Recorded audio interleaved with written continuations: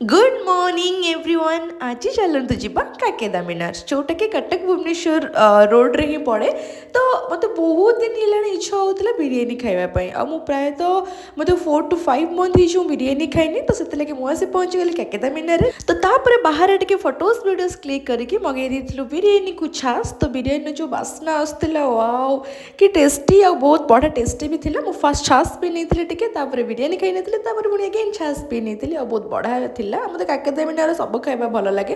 तापर आम आसी पहुँच जाइलु एस्प्लानेड्र सिनेपोलिस रे जोटा कि मुवी देखापी से पहुँच जाइलु। ये देखूँ आमको मैंने वेट करा पड़े कारण फर्स्ट टाइम आसची जोटा कि मुवी स्टार्ट हम आगु दे दे प्यार दे 2 देखापी आसती। ये गोटे पानी बोतल नहीं कि खाली पलैलु कारण खाई आसती सागे सागे किसी इच्छा ना खावाई। तो तापर आसिक मुवीटा देखी नहीं थी। मुवीटा बोरिंग तो लगभग किंतु एत किसी खास भी लगलानी एनीवेज। तो तापर एमती बाहर आसिक टे फोटोज वीडियोस क्लिक कर नौली। आईटा देखो एक्सप्लेनेटर बाहर नजारा बहुत सुंदर लगुला इवनिंग रे।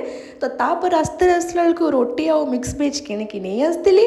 तो मुझे खाई मुझे चली शोवाई। वीडियो भल लगे सब्सक्राइब करदे। जय जगन्नाथ जय भोलेनाथ।